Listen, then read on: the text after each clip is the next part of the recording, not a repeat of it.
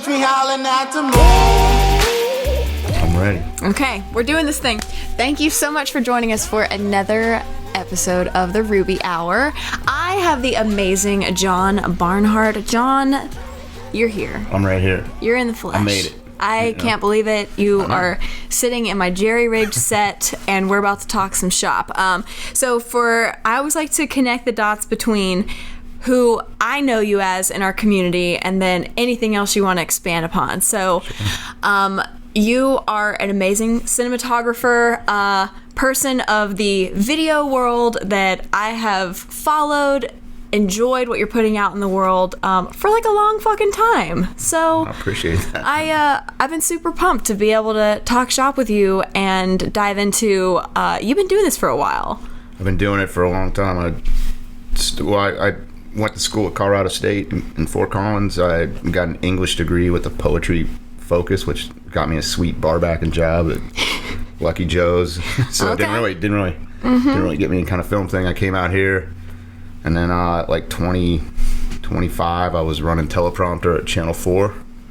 And I just kind Shout out to Channel 4. Just kind of worked my way up. I eventually started teaching at like 27 at Trident Tech. I taught there for 12 years, so it's been kind of a crazy journey. And through all that, I did various video projects and actually taught 16 and 35 millimeter film. So I did a lot of 35 millimeter and 16 millimeter projects back in the day when it was hard to get your hands on like all the digital cameras we shoot with now. And it just kind of started growing. And you know, I've always been a student of film. My dad was like a photographer. He was an engineer for Lockheed and Boeing and up in Seattle, and he always had a camera around his body. And I was like, one day we went and saw The Road Warrior in 1981, summer of 81, and I walked out of the theater and my head was down, and he's like, yo, what's wrong, man? And I was like, man, that movie was awesome. And he's like, yeah, it was great. And I was like, I want to make movies when I get older. And my dad was like, good. And then he just fed me movies. He's like, we're going to see this, we're going to see that. And and then he would just feed me old movies, Apocalypse Now and Godfather and Taxi Driver and all these amazing films that people are still kind of borrowing from today, So it's like my aesthetic was already set, I think, because of my father, of what I wanted to do. And so when I had a chance to get behind a camera, I just kind of dove right into it. I eat, breathe, and drink film and television, and I still do that, and I haven't stopped. It's kind of tiring. But it's good. But that's how I approach everything. I'm a student of cinema, I think, and I just kind of apply it to the digital world. So. Yeah. Well, and I love that. I think that, my background and from, my own getting to know you, what's inspired me about your life is I came into documenting moments purely from I just wanted to document shit. I wasn't thinking about the composition. Yeah. It was just, I want to remember this. And so I've been really challenged by your awareness of, I think, a cinematic aesthetic. That's something that has been a real muse thing. And I'm doing all these rotations with different creative outlets in my life. And I have to tell you, whenever I interacted with you the first time and was like, yeah, this guy, like, fucking, I'm inspired. I was like, I've been fucking around with charcoals, but I loved this scene behind us from Secret Life of Walter Mitty, where it's he sees the snow leopard and he pauses and he's like, the camera can take away from the moment, and he doesn't take the picture. And I was like, that's fucking John. That's like your trajectory of... Yeah, I had a moment like that. So I did a wildlife TV. I still do the show. It's just with everything going on, we're on kind of a delay. But I did a wildlife TV show with, it's called Born to Explore with Richard Weiss. And Richard and I, he's the president of the Explorers Club, we co-created the show together. And then he kind of became the executive producer. And we traveled the world chasing animals. And we had a moment, it was right when this movie came out, we were doing the gorillas in Uganda, and we were like, dude, let's do that Sean Penn thing where we don't shoot and stuff. So it was kind of cool. But I spent a lot of time chasing animals like that Sean Penn character in Secret Life of Walter Mitty. So and where they shot it. We did a whole show on Iceland and stuff. But you know, with cinema, I think that knowing your cinematographers or your DPs or whatever they're calling themselves in the movies is important if you want to be that. You know, you got to study that. You can't be a writer and not know who Hemingway is. You don't have to like Hemingway, but you have to read his books or something, you know? So it's like, if you're calling yourself a DP or a cinematographer, you have to watch a movie and know the DP, you know? And I think you have to know the director. You can't just dial things in. You got to know the technical parts.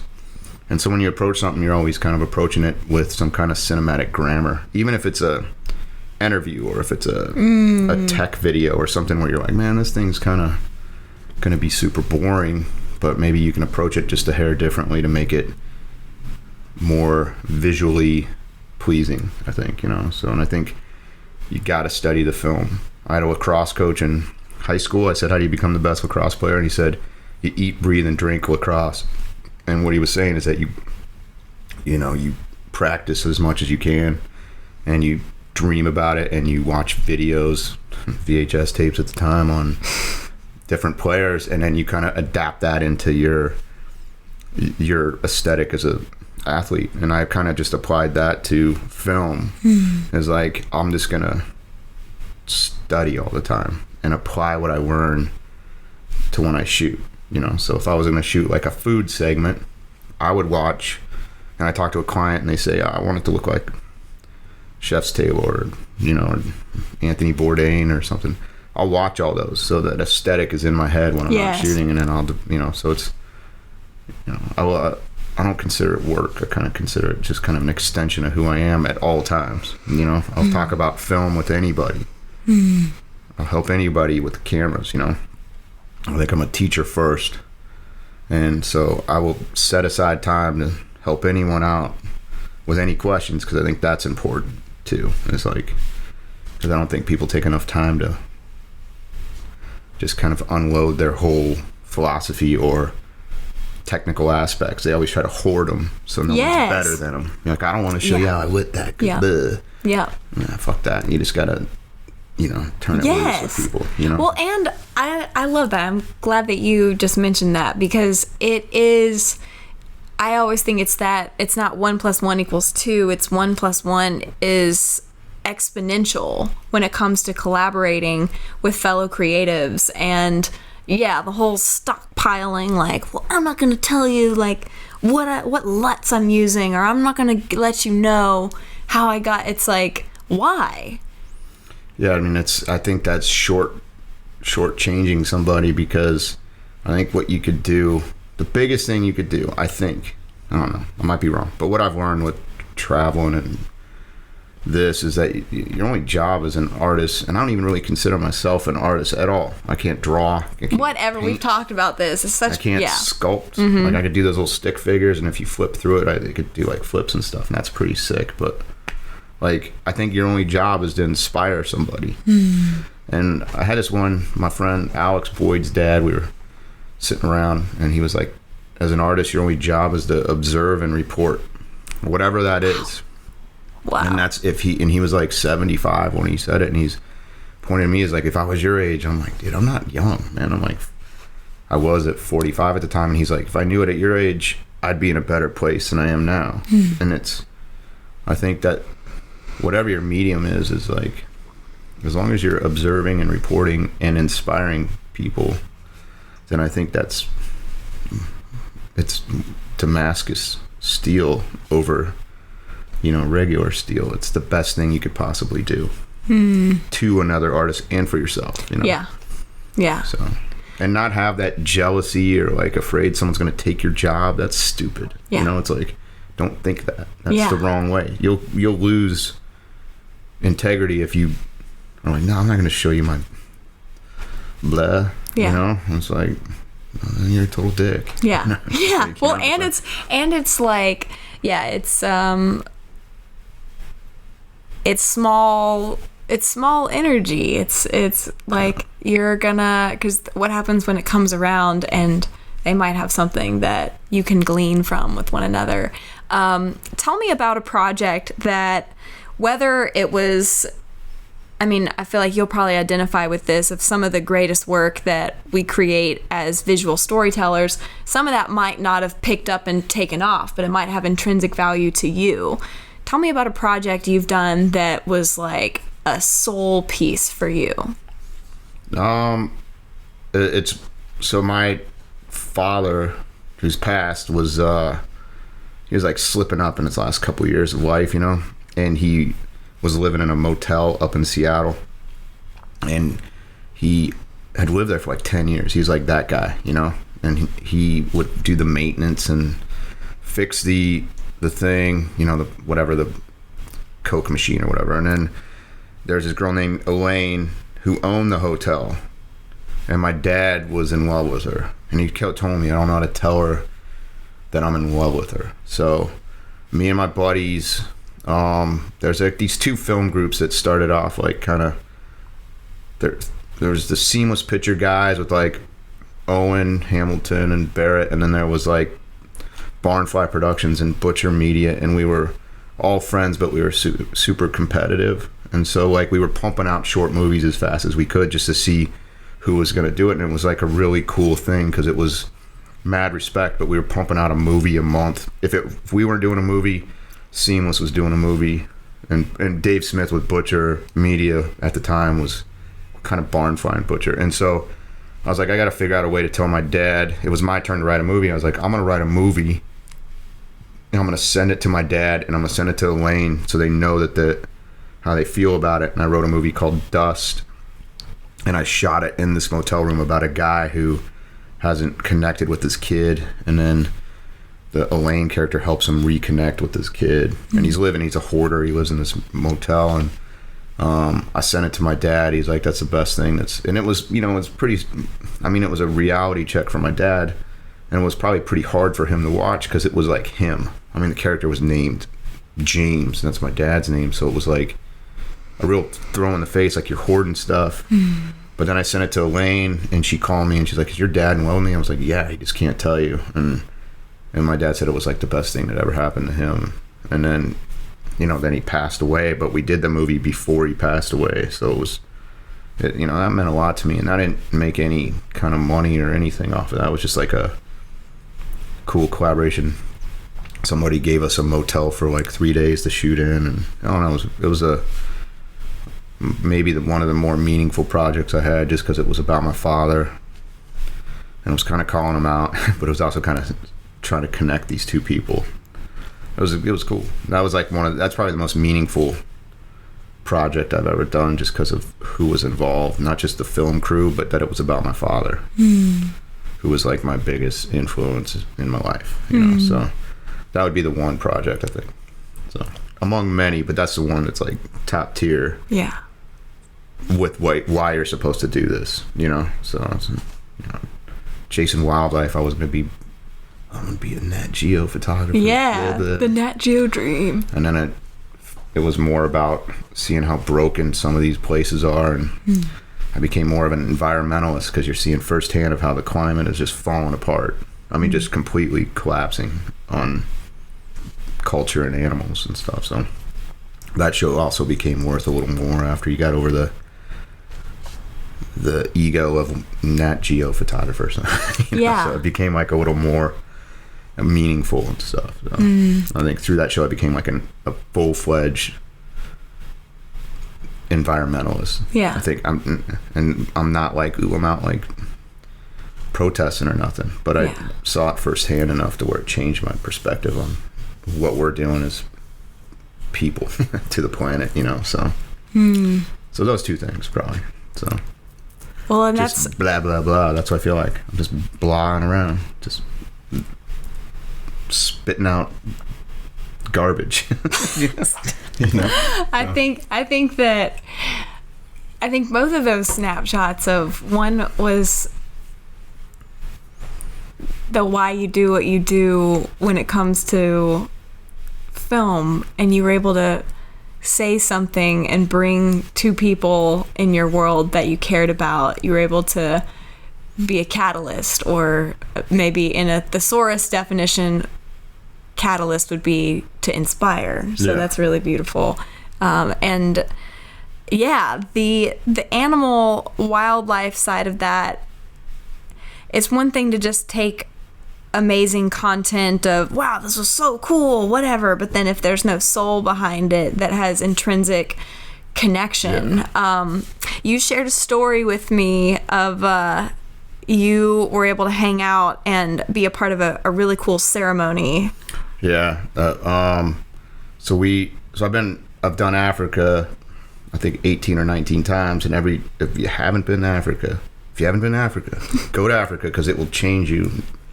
It'll change you every time. It's amazing. So we did a story. We climbed Kilimanjaro, and the porters, Pragood and Godfrey, were Maasai warriors, and they spoke Swahili, and we had 5 days, and some of those, it isn't like super dangerous sometimes. It's really just a mental challenge, because you're just walking, and you're like, I'm going insane. Like, how far do you walk? It would be like, get up at like 7 and you walk till 7, but you're going so slow, the pulley, because they don't want you to, because of the altitude, and they don't know when people are going to start falling out, so you're just walking really slow.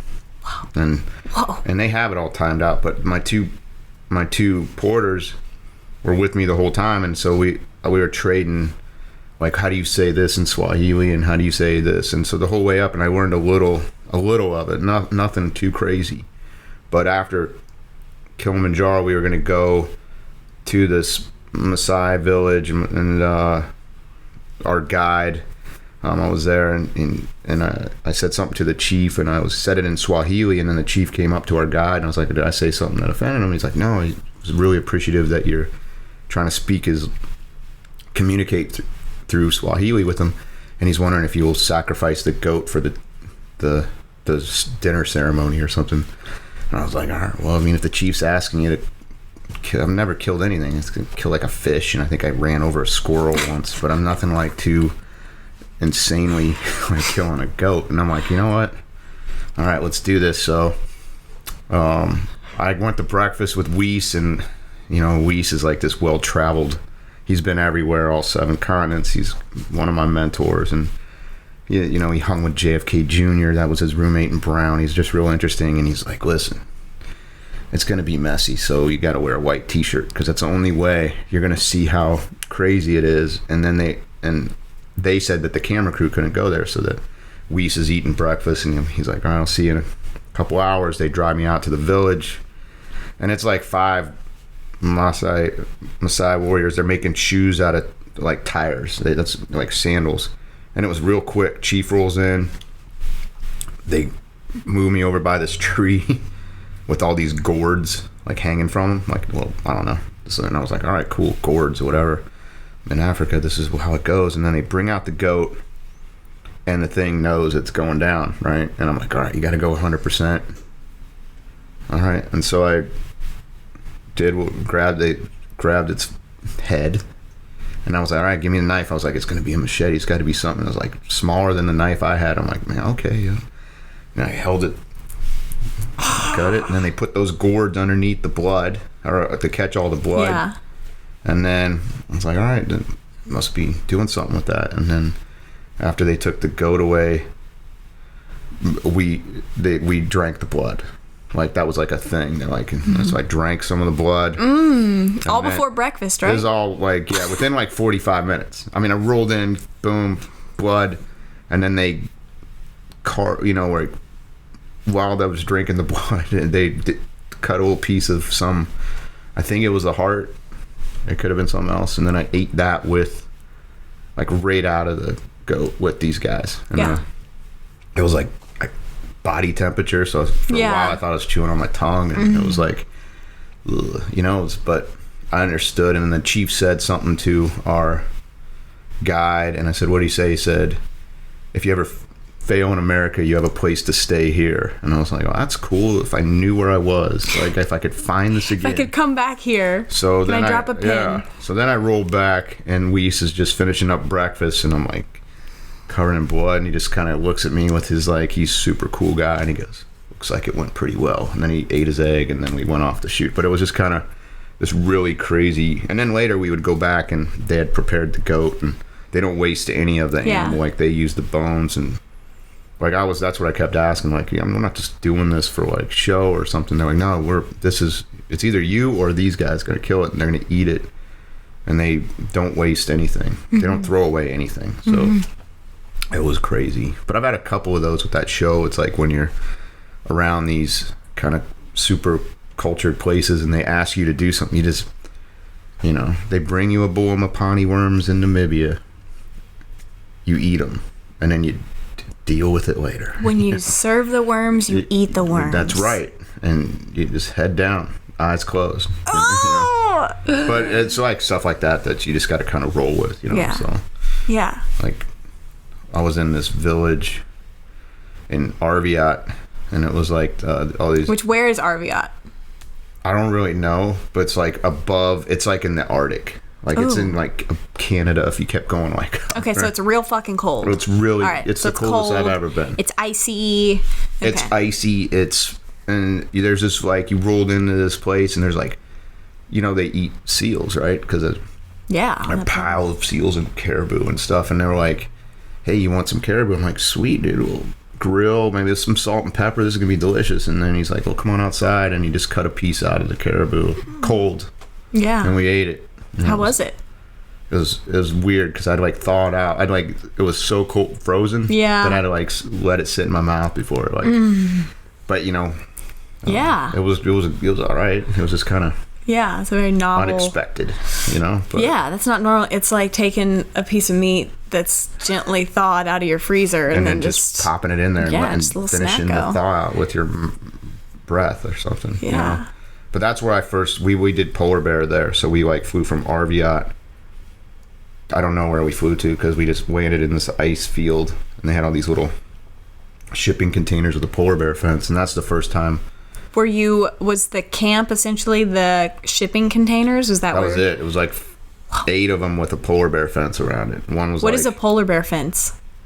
I think it's just this electrical. It's like a bear. The only reason I said polar bears because that's what we were. But like it's like a bear fence. Like it's just electrical lines up. Okay. So the bear doesn't charge you. But they're so big. I'm like, why is this bear not like gonna just jump over that fence? Yeah. It's like little. It's like this big. Oh. And that's the first time I saw like where I realized climate change is as real as everyone is saying. Because you read about it, but when you see it firsthand, it's completely different. And the ice doesn't freeze, so the polar bear have to eat some amazing amount of calories a day, like 20,000, and the ring seal has that, and they can't get to the ice to get to the ring seal, so the polar bear is thin or going into villages and going into garbages. So it's like, but it was cool. That's definitely my favorite animal, I think, out of all of the ones I've seen. The polar bear, and we did the silverback gorillas, which was crazy too, just because we were so close to them. I mean, like right by the camera, So with the silverback gorillas, it's like, okay, that sounds cool, but like I always wonder, as a guy behind a camera, was there mosquitoes? Were there flies? Like, what was the climate like when you're sitting there? It's like super humid, like more humid than the south. It's like, and it's jungle. It's like it's jungle. I know we were in Uganda, but I think at some point we were bouncing between Rwanda and Uganda. But I think when we saw the gorillas, we were in Uganda. Okay. And it's like, steep hills and jungle. You're sweating, and any wild animal. I was in Australia once, and the guy's like, "Do you smell that?" And it's like musty. Yeah. And he's like, "That's an animal." Once you know that smell, you could smell other animals. It says musty fur or whatever. Yeah. Musky. Yeah.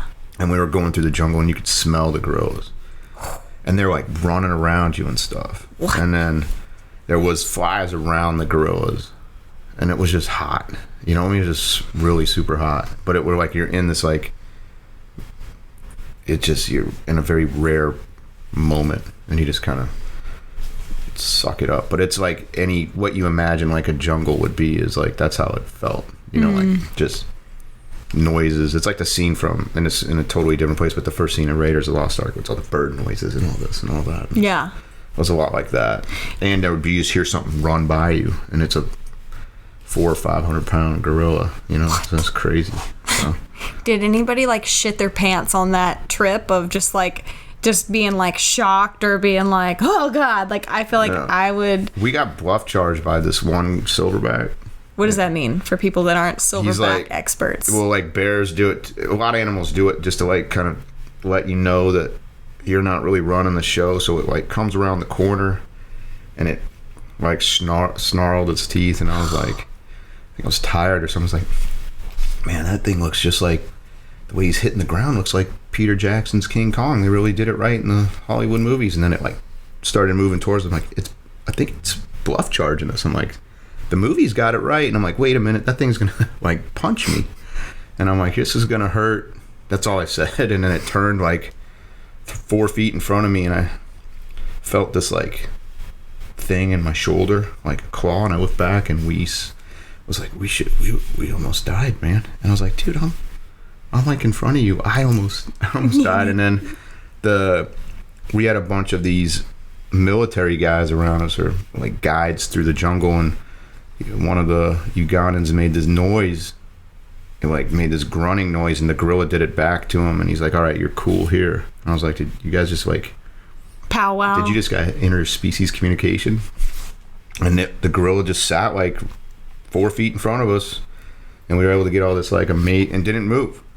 I used Weiss as a tripod. I was like, lean down, put your shoulder there, and we got like this like amazing footage. And that was about in my mind, the bluff charge probably is a lot more crazy than it actually was, but it was like something I've never seen before. Yes. Oh my gosh. And we just hopped right on them. Like, we didn't like go, oh, there they are. We rolled around a corner, and there's 12. Like, and are babies. They all still like, what were they? The thing is, I can't remember what there was a couple of silverbacks and a couple regular ones. Like, I don't know what their crew of, and then they're like the little babies and stuff. Oh. So it was nuts.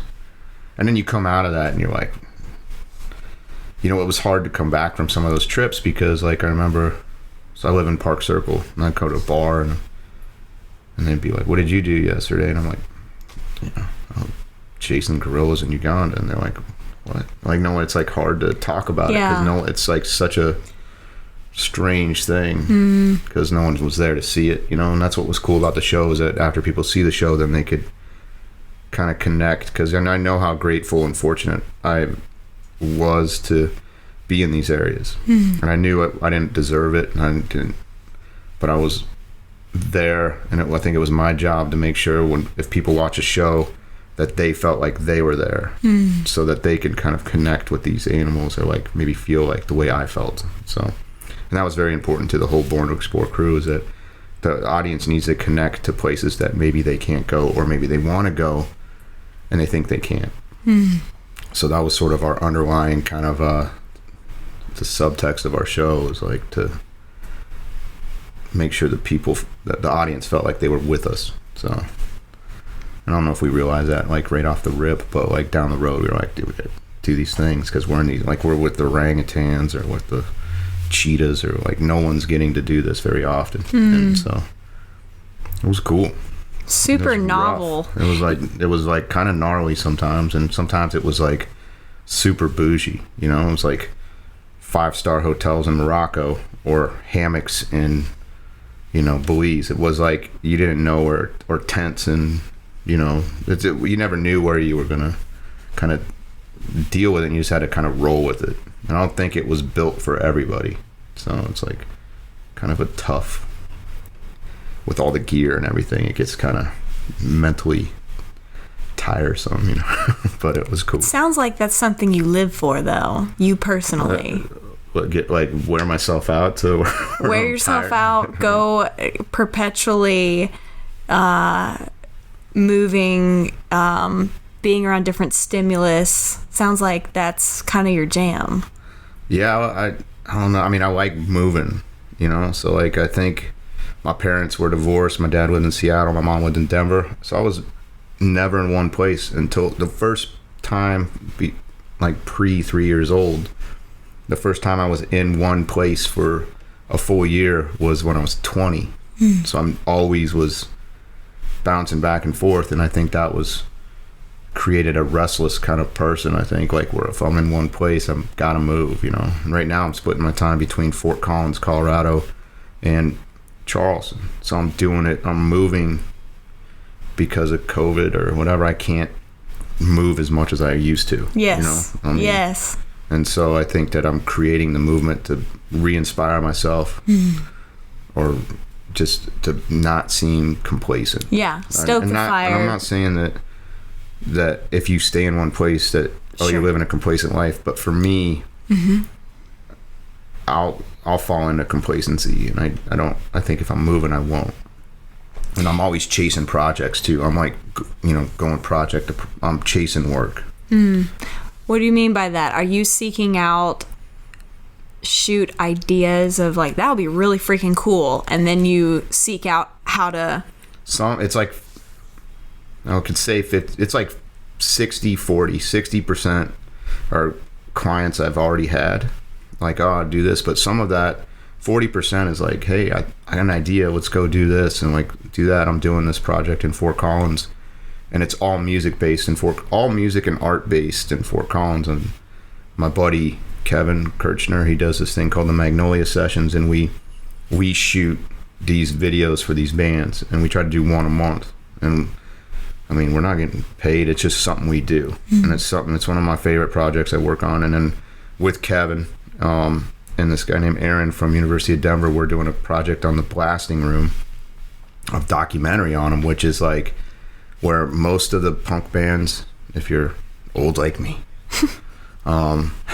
record all their albums. The Descendants, Rise Against records there. I mean, Black Flag and the Descendants are connected, but like all Drag the River, all those bands kind of record all their albums there. And so we're interviewing all the bands that did that. And Bill Stevenson, the drummer from Black Flag and the Descendants, started the studio. It's his studio, and I always kind of refer to him as like the Dr. Dre producer of punk rock, because like if you're a punk band and you're that, you go to the Blasting Room. And so it's a really cool thing to be involved with, and it's no money right now. It's all back in. We're gonna do like a GoFundMe or something, but just to be around these guys that are so like into their craft, like the Rise Against guys, the way like Tim and all those guys, the way they take the time to dial in their songs, it's like I learn a lot. Like, man, I should do that with my movies or something, because they're so professional. And then we get to follow Rise Against, like we get backstage at Red Rocks and shoot the bands with them and stuff. So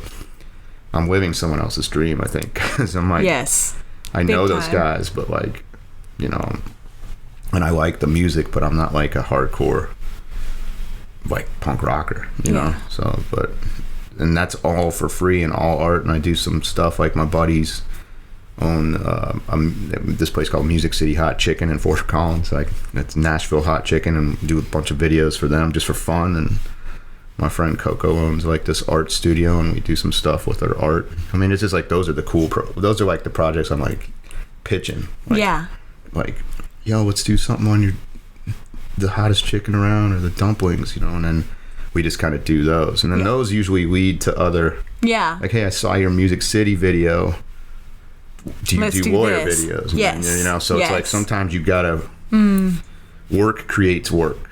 So if you're like, I want to do a food show, right? Well, go and find a chef that's like, will cook you a meal and shoot a little thing on him, and then you have something for your resume or your Instagram that might get you a gig or something, you know. So those are the cool projects. Yeah, those are soul feeding projects. Yeah. And so, I love that. I know I definitely resonate with like this last year we did the Fragile project, and you know, music video supporting women, creative depiction of COVID, whatever. And yeah, it was like, that was something that, you know, I spent money to be able to produce and coordinate, and you know, it was like it checked the boxes on my hit by the bus theory of, if I get hit by a bus tomorrow, did the work that I do today and the way I spent my time, was it worthwhile? It's like, that was one of those projects where it's like, yes, this is why I have this lifetime and I'm in the position I'm in. And yeah, there's been so much beyond it translating to business, I have made 3 soul friends that saw that project, fell in love with the why behind it, and it's kind of a fast track to finding kindred energy with people.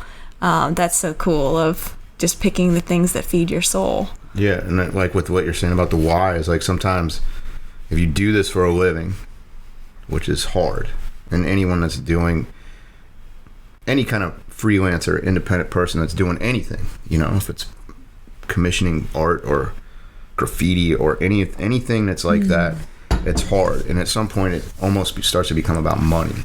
Like, oh man, I got to keep the lights on, I'm gonna have to go and shoot this car commercial. Nothing against car commercials, sure. But like, but you got to take a step back and say, why am I doing this? And if you can get 4 or 5 projects a year where it answers that why question, then I think you're doing okay. You're doing better than okay. Those will be the projects you remember. It's like my buddy Kevin, when we shoot the Magnolia session, he usually does it by himself. So when I'm there and we're doing it together, I could see that it's like that he appreciates me being there so much, and that's worth more money than anything. Is like, 1, we're helping out musicians. 2, he always buys me like some drinks and some tacos. Okay. Afterwards, we'll work for tacos. I'll work for tacos, man. No. What about corn dogs? I'd probably do that, but I would, if I was like, I don't know if they're gonna get like, they're not gonna get the production if it's taco. I'm a taco guy. Okay, all right. Well, but I'm down with corn dogs. You know, but I don't put corn. I will mustard. work for corn dogs. You put ketchup on your corn dog? No, like this chapter in my life. Yeah, I don't more think of a that's mustard. a good idea. Coleman's mustard, if I could request a particular. Yeah. You never put ketchup on hot dogs. Man. Blasphemous. Me and my buddy Tim McManus, he owns Head High Media. Yeah. When pre-COVID, we're talking about opening a hot dog situation in this little room in Head High. And we hot dogs and badass videos. Yeah, and then we decided that you can't have, if you come in and you order a hot dog with ketchup, we were going to make a sign that just had just pointing outside that said you just got to get out. Yeah, you got to go. Get out. Yeah. But you know, that still might be in the works. You know, but I do appreciate a good hot dog though. You know, but I'm a taco guy, man. Okay, all right. So I actually have a taco problem. Oh. I eat tacos all the time. Oh no. And yeah. What's your most recent favorite taco that you had? The Juan Luis, man. John Lewis is crushing the taco game. And when I'm in Colorado, I just think about Juan Luis tacos all the time. And I'm like, that is the first thing I'm doing when I get back. And I'll actually get my flight to come in early so I could catch the tacos before I go. So you're building your flight itineraries around Juan Luis tacos. Juan Luis tacos. I like Yobo.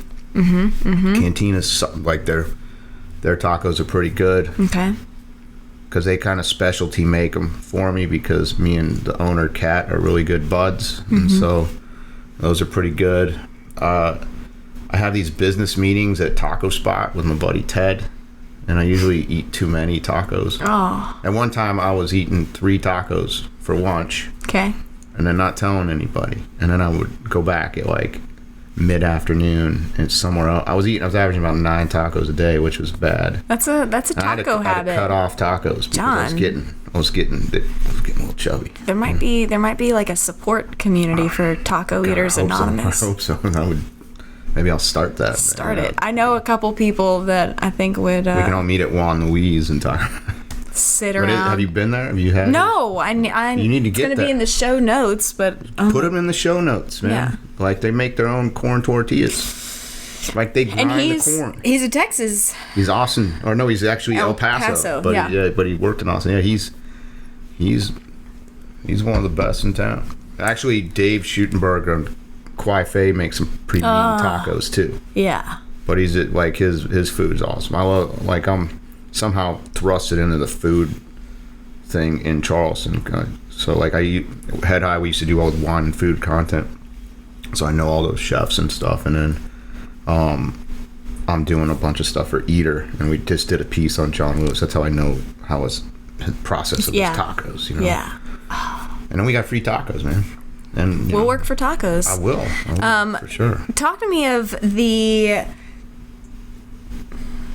How would you describe, I mean, we just kind of touched on it, of the creative, the contractor, you know, as a filmmaker, cinematographer, whatever you call it, the person who stands behind the camera and hustles to create, you know, we create work for ourselves. How would you describe sort of the work-life cycle and the headspace that works for you to be sustaining yourself through a couple decades of doing this? Like my process to get the work, or my process just your, I mean, like I can think of, there's certain times of the year when I know when it's feasting and when it's a little more skinny, and there's a certain like headspace to get through that. For me, what does your headspace feel like? I spend most of my Mondays and Tuesdays, if I'm not shooting, on the phone calling clients or pitching things, or talking to old clients and seeing where they're at. I do that a lot. And I also pretty socially active on mostly Instagram, you know, but I've gotten a lot of gigs from Instagram, and I try to get it out there, show my work, that I'm working, you know, and I'm pretty tied in with the film community here, so I'm always keeping my eye out and going, and I try not to have too many down months. So if I know it's like, all right, I know that June's pretty dry, just like the way it works. I also know November and December is the two super dry months for this industry. So we'll take November and December. I'll stack a massive amount of shoots for, you know, September, October, August, September, October, to where I'll tell them, like, and then I'll just be editing through those dry months. Yeah. So it's like, cool. I'm trying to keep, when I know the dry months are coming, that it's just an editing month. So I'm still working, and I'm still on the phone calling, but I'm still moving forward, and that's where I'll edit. So that's sort of what I'm doing with Colorado. Is I come here, I've been here for 2.5 weeks. I've had 2 days off. I've shot the whole time, but it's very deliberate. And then I'll go back to Colorado, and then I'll edit. Yes. And that gives me a chance to like be pulled away from Charleston to where I'm not splitting my time. It's edit focus and music focused. And then when I'm like, and then I'll set up all this work, and I'll come back here and do it. And that sort of seems to be working. Cool. And I think if you have a window, like if you're available, like I'm available the 8th through the 20th, that you'll find that more people will they'll pay more attention you'll get more work. Yeah. Instead of saying like, yeah, I'll just take wherever. I do that too. I'll take whatever, certain gigs, but I try to always be working. Yeah. Even if it's like, well, I got a couple down days, let me go through these old videos, or I got a couple projects I'm editing. I did a movie in Fort Collins. I'm in the color process right now, and so there's always things that I could be doing or working on. Yeah. You know, and I'm never burn a bridge, and if I have, it was unintentional, and you know, and I think I've burned too many, but if I have, it's that. And then and I always keep in touch with my mentors, like Tim McManus, Dean Stevens from Channel 4, Richard Weiss, all these people where I could talk and we could bounce ideas and see what's going on next, you know. And so, and just have a bunch of stuff in the wheelhouse, you know. Yeah. And throw as much against the wall and see what sticks. So if you want 2 gigs a month, you probably have to pitch it, say 14 times, and then when you get better with your pitch, you'll get more gigs with pitching less, you know. And I think I have a couple really like clients that I've had for 5 or 6 years. That I have MUSC, I have D Norton, Low Country Advocacy Center, and I have the Eater thing, and then I do the Charleston Home Showcase show, and all of those are like my base. It allows me to do other projects or the super, and I'm not saying those aren't creative, because they all are, but like the ones where I'm like, oh, this is like this is like more of a movie or a music video or something like that. And stuff. And so I think if you just keep working and you don't have downtime, well, unless you like, everybody needs downtime. You need to chill, you know, you need to do something. But like if it's a work day and you're like, just do something, that's when you could be creative. Like that's when you could write your script, or that's when you could, like you're working on your charcoal. It seems like you're you're doing it right here. I mean, some of your art is amazing, and it looks like it takes a lot of time. That's what you fill those things with, because that'll help you when you have to grind out work. You're already in that mode. It's like if you play sports or something. I was a big skateboarder, right? That's all I did really in Colorado. Skateboarded and snowboarded, and I played lacrosse. I was like no headspace for anything. But if I was not on my skateboard for a week, it would take me a whole day or two to get back into doing the tricks. And that's the same with camera stuff. It's the same with art. It's the same with writing. You can't be a writer if you're not writing every day, or at least showing up to not the typewriter. The typewriter sit your butt in the chair for 4 hours, and if you have nothing, at least you're showing up. There's some guy, I forget his name. Stephen Pressfield? I think his name, I forget, I'm going to say it wrong, but it's like Neil Gaiman or something like that. He said, I have to show up at the computer every day in case the characters show up. Yes. And so I don't know if that's the name of the guy or I mispronounced it, but like the idea is that if you're not at the table writing or in your art studio or thinking about movies, I guess, you know, or being in that or surrounded by that or shooting still pictures, then you're going to lose sort of your momentum, because you'll have a creative spark. I don't think creativity is like this. I think this is the struggle, but I also think you got to ride the creative wave. So when it clicks, you just roll with it, and you got to do it all the time. Like if you're a writer and let's say you're trying to write a poem a day, those first 52 poems might be total garbage, but by somewhere in there, you're going to write 40 that are like unbelievable. Like you're going to look at them and go, holy crap, I didn't even know I had that in me. It's because you did the work. You know, you got to do the work no matter what. I love thinking of it as whenever I'm holding, like I call it the creative tension, you know, whenever I'm in the middle of producing a project, and I want to circle back around with you of how do you maintain the creative hold for projects that are from maybe you shot them 3 months ago, or like, you know, this ongoing documentary. How the heck do you cultivate the ethos around it? But the thing that has been supportive to me that I think of is I'm entitled to the labor, not the fruit of the labor.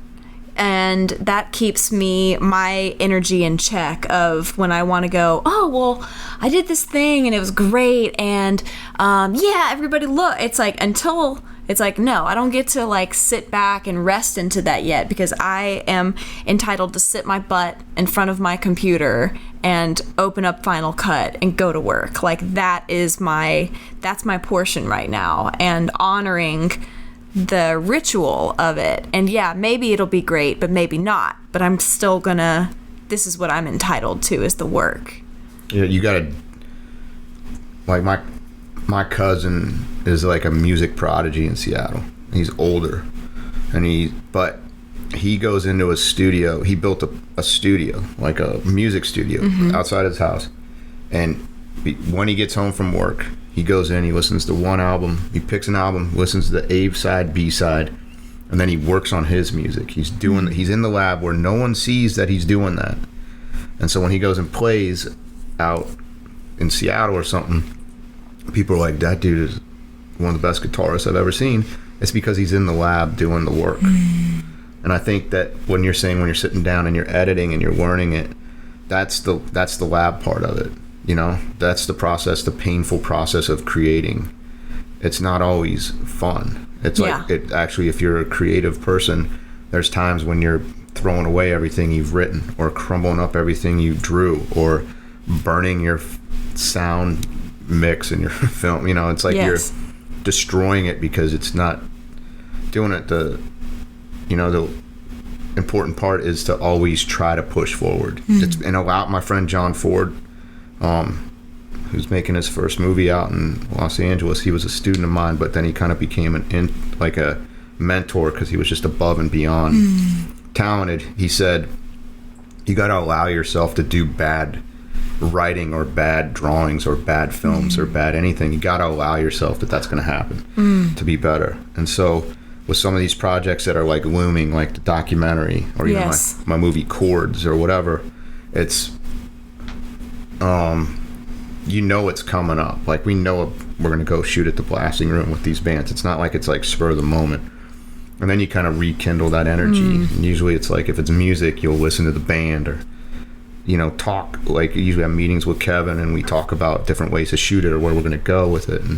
And then you get that resurgence of energy. With Chords, it's more like my dad is a huge part of my motivation. Last conversation I had with my dad in person. And explain what Chords is, just for people Chords to know the context. I made a movie. I wrote and directed a movie called Chords about this old outlaw country singer. Her name is Sarah. Is sick, so her son Danny, who used to be in a punk rock band, is coming back to see her, but she dies before he gets there. She leaves him her old guitar and a song that she wrote for him and his old punk rock buddy to play one last time. And it's kind of a homage to kind of me going back to Fort Collins about how I was just a bartender. I was a bar back, and then now I'm doing these movies, and I shot it at that bar, so there's a lot of meaning. Wow. And two of my students, Alex Boyd, who's working on The Walking Dead, flew out, and my buddy Trent Walker, who's like killing it in Atlanta, he DP'd the shoot, and they flew out. My friend Ben Kaufman, my buddy from Head High, flew out on their own dime, and everybody in Fort Collins worked on this movie, and it's all original music, and it was really cool, and it was supposed to premiere in COVID, but it's just taking longer because of it. But my dad, the reason I could get the energy up for Chords, because sometimes you're like, it's just dead in the water. Last time I saw my dad in person, he's sitting on the corner of his bed in his motel, and I walked in, I was like, what's going on, man? Like, he was just broken, and he's like, you gotta promise me you'll never live a complacent life. And then he like looked at me and he's like, promise me right now. Like, he kind of knew he was probably fading out in his life, because he died a year later, but he told me that, like, don't be complacent. So when I'm not working on Chords, or I feel that rings in my head, like, open it up. All you have to do is open up a project and just stare at it and do one or two things, and then it'll probably lead to finishing it, And I think a lot of people can't, if they have an art studio or they have an editing station, or they're a writer, it isn't the painting, it's sitting down and getting started. I think that's the hardest part, because if you're an artist, once you start, it's all going to kind of flow out, but you're battling all these, like, I battle all these voices, and the money shouldn't be working on this because you have to get this gig, but you have to take that time to like do something for yourself, and if it's not once a day, it's got to be at least the minimum once a week where you work on your own personal stuff. I think. And just get started. Just find a way to start it. Yes, because it'll take control of you. Yes. So if you're drawing like your drawings here, and you're just put up a blank piece of paper. Yes. And then you walk around it for 2 days. But the second you start drawing the eyes, I'm pretty sure you won't be able to stop unless someone pulls you out of it. Yeah. Yes. So. And it's the rituals around it, because it's like I think about this a lot with how does that. There's a quote I love where it's like inspiration, when people wait for the inspiration to hit, and it's like, luckily, inspiration hits every day at 10 a.m. or like whenever someone sits down in the chair, whether there's activity or not, it's you're still showing up for it. Like, the characters might present themselves that day, like you're describing. And I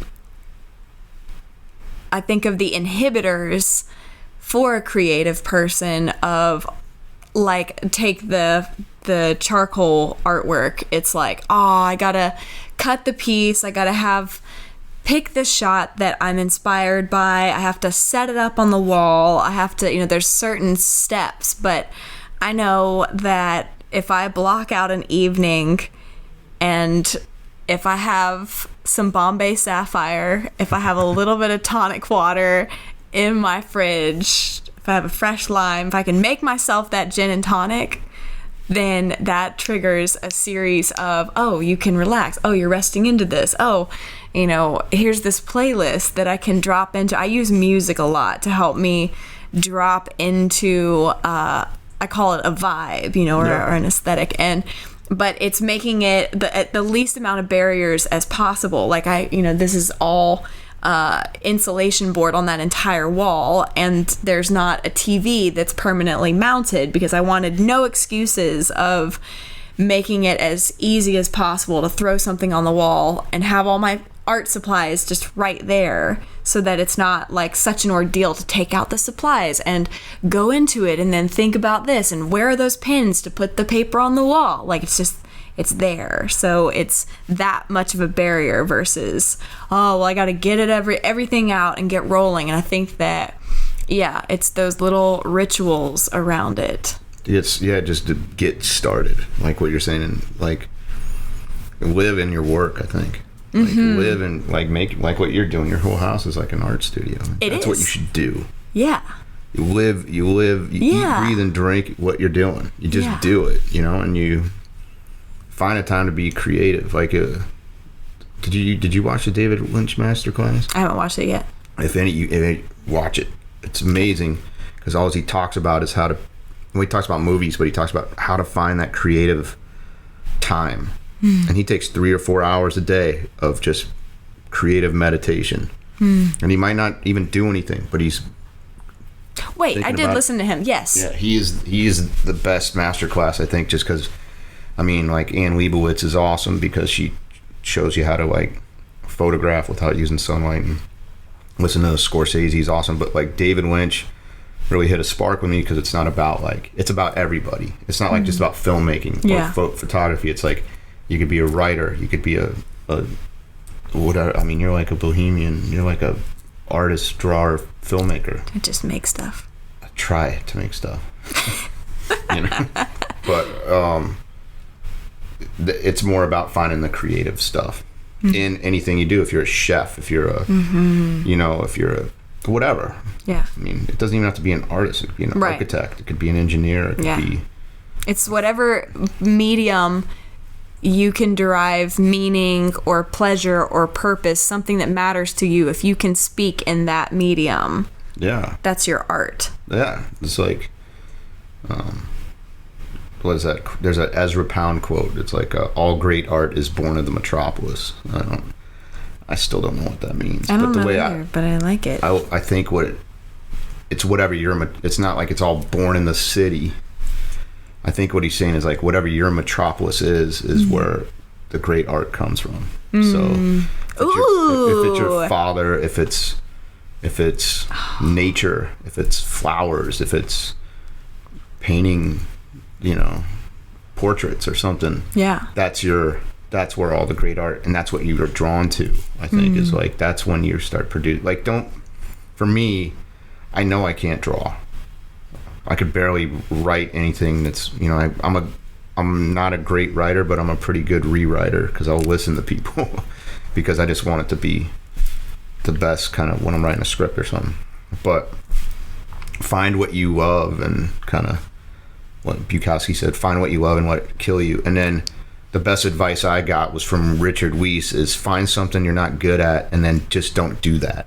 Yes. You know what I mean? Like, thank you. Yes. I'm terrible at shooting reality television. Like, camera on my shoulder and sitting there and watching Carl and Emma like build a fence, and I'm just sitting there like with this.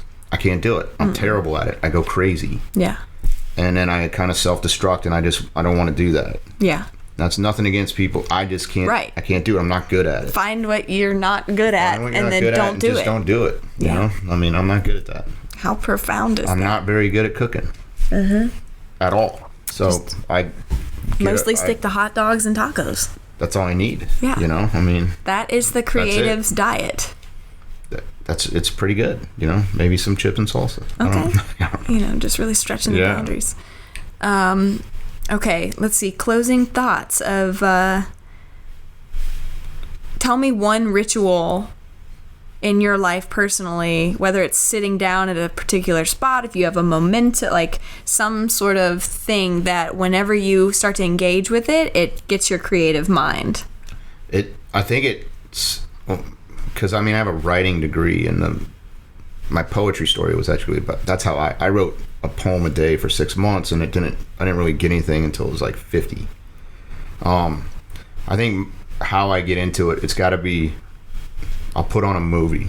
So I got like a Amazon Prime inspirational movies that meant the most to me, and I'll throw one on, like Apocalypse Now or The Road Warrior or something, like I have all these movies that kind of, I don't know if it's they're my favorite because they are the reason I'm doing this. And then I have like a blank white piece of paper with like a Sharpie, because I'm left-handed and no pen works. You're left-handed? Yeah. So you know the pain. And then I'll just start writing ideas while watching the movie and having it play in the background and stuff. And then usually from that piece of paper, I'll either write a movie or write something, or be inspired, like, oh, what about this? What about this? And then I'll get on the editing machine and do it. But usually it's an old movie and just a white piece of paper and a Sharpie, and I'm just working out ideas. It's a big mess. Cool. And that's it. And that's how I kind of try to get started, and I also ride the wave. Like if I'm like, man, I feel like feeling pretty, like I could have all these ideas today, that's what I'll do. I'll just shift and do that. So once that creative thing hits, I know that it's not going to be all the time, or I'm not going to have the motivation to do it, so I just do it. Do you ever struggle with, whenever you find that inspiration for, let's say there's a project that you're amped on, but then you have some obligatory work that maybe it's a client work that there's a deadline coming up, but you don't feel the grace to do that at that time? Do you struggle with the guilt of totally being like, that's the hardest part about it, is like, if I'm working on something, the client needs the project on Friday, and I'm on Wednesday, I'm working on some project that doesn't directly. I have to battle with that all the time. And what I try to do is just like, well, on Saturday you can work on this, and then hopefully you can have that creative ride or whatever. So I try to get the work done as fast as I can so it doesn't linger. But sometimes like you shoot so much and then your editing pipeline fills up, but yes. I think when I was doing the poem thing, I was forcing myself, no matter what, to write one a day, and it could be at 9 at night, in the morning, or whatever. I think that was a good thing. And it was like, and that's, I guess, like, I think everyone should carry something around, or even if it's on their phone, and just have an hour of ideas. And it could be like a drink on your patio, or for me it was always at the bar. I always got most of my inspiration sitting at the bar and just kind of watching people and observing, and because it's not, you're having a drink and you're relaxing. I'm an only child. I'd sit at the bar by myself, whatever, and I would just write on my phone or write on napkins, like just ideas, and then see where they go, and then knowing later that I'll either think about it or it'll come up later. I've been working on like one idea for like 5 years, but it's just like, it's that one in the back that I may never get done, but like I'll work on it when I feel like it. And I travel a lot, so I do a lot of that on the airplane. Yes. I'll write a lot, and it's not like I'm writing like, all right, here's like bullet points almost or something, but I do feel, I get that guilt. If I find time where I'm like, I can't edit, I'm on an airplane, I can't edit, you can write here. I'm at a bar, or was at a bar before COVID, like, you can do it here, and I'll just do that. That's hard. Yeah. It's hard to like force, not force it, but like find the time to be creative, like it really is. It's like, what did John Lennon say? Life is what gets in the way of your dreams. Was that him? Yeah, life is what happens when you're like busy making plans, or whatever the variation is. Yeah, I think that I loved what you said earlier on about being a student of your medium, of your format. I don't even like to call it art because I feel like people would be like, well, I'm not an artist, but it's like to live and breathe it and incorporate it. And if you step away from it, like the skateboarding, what you were describing, if you take a week off, it might take 2 days to kind of get your muscle memory and everything dialed in again, where you're at that level of efficiency. I just hearing another creative say that, like, I've always found I take my, one of my MacBook Pros with me and an external hard drive, even when I go, like, especially when I go on vacation, because there's something it's like, oh, I'm here to not work. And yet it's like, whenever I'm there, then I'm like, oh, yeah, I want to get that done. I want to build this. It's like the creativity. So I don't like to, it's like my little backpack. I always. But it's not work for you. That's the thing. That's what I think people misconstrue, like what we do. And like, if you're, and this is, I'm not ripping on any kind of cubicle job from here on, but it's just not for me. Sure. But I know there's people in Colorado like, man, you must be tired, you're working all the time. I'm like, I don't consider it work. I don't hate my job. Like, I'm not doing a 9 to 5. I'm not counting the clock down. Like going, can't wait. It's almost 6 o'clock and happy hour Friday. And then hating Sundays because I got to go back to work on Monday. I mean, it is. Yes. I'd work every single day if I could. Yeah. And I'm not talking about like client base. I'm talking about just on anything. And I find I'm with you. If I'm on vacation, I need my laptop or something there, because that's when I get that, like, well, I mean, I'll work, but it's like the work I've wanted to do. Yes, it's like soul work, where you're like, let's knock this out, or this has been on the back burner for so long.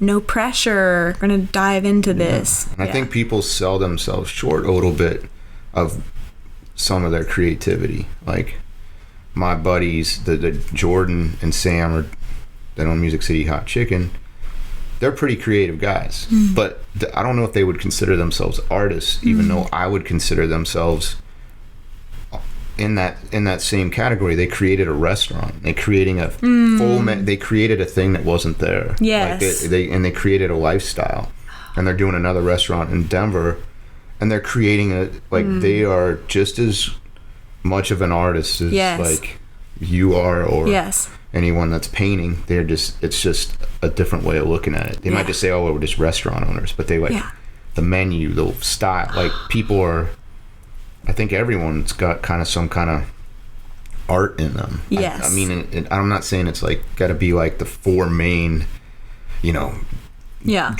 painting, sculpting, whatever. It's creating, a restaurant is creating an experience for people to have. It's a platform. It's so creative. It's in so many different levels too. You can think of the physical build out, the culture, creating an ethos of a staff, like the menu. I just think that people need to give themselves more credit that they are actually that everyone is an artist or a creative in their own metropolis.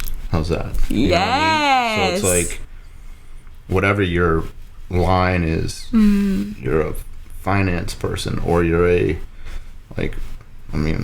builder. You're still, there's something that you're doing that is still, you're approaching it a different way, or there's something creative about it. And I think that's what maybe, if coming out of this whole pandemic, I do believe there's going to be a huge creative spark and a huge technical move forward, as far as like where we go is in technology, and where we go is you're going to see a lot of movies come out of this. Once those 6 or 7 movies that about the pandemic come out, that it's like so tropey, but like you're going to see a big, huge creative movement, because if people could focus that kind of energy into their creative, whatever it is, it'll move society forward. There's a lot of people that say art is not important and you should be an accountant or something. I'm not ripping on them, but think about what the people are, what's getting people through the pandemic is The Mandalorian. Yes. These TV shows. Oh, and, yeah. You're getting through the pandemic because of creative people. Yeah. And the medical stuff. But you're mentally. Yeah. It's entertaining, and it's an escape. Yeah. You know what I mean? And I think that people are recognizing how important that stuff is, I think, and that didn't maybe recognize it before. I don't know. I hope that there's a huge creative movement. I think if I was going to leave you with one last thought, it would be a quote. But it was a quote right after my dad died. I was walking downtown, and it was on. I was just about to leave for London for Born to Explore, and it was on this gate down on King by the peninsula, by where Bulls Bay Diner was, or whatever. Oh, yeah. Bulls Bay Gourmet. Yes. Justin Croxell, my buddy, owned that at one time, and he's at Stems now. But there was a sign, and it was this Mary Oliver quote, and it said, "Tell me what you will do with this one wild and precious life." Something like that. That is paraphrasing it, but it is a full quote I saw on a wall, and I just remember that when I saw it, and you'll have to look up the quote, but that I remember thinking, I can't dwell in my dad being gone and without moving forward, so, and I always remember that, seeing that, and being a pinnacle of me moving forward. Tell me, what is it you plan to do with this one wild and precious life? I think that's it. Yes. And so and I think that people get caught up in their own kind of crazy headspace, that they forget that it's their life. And if people are telling them oh, you should do this, you should do that, you could tell them to go fuck themselves, because it's your life, not anyone else's. So I think that's don't worry about what people say about your stuff. Just do your thing, and it'll all kind of work out, because it's your life and nobody else's. Yes. I think that's what that quote, I think, means to me, if I could remember it. Yes. So I love that. Right.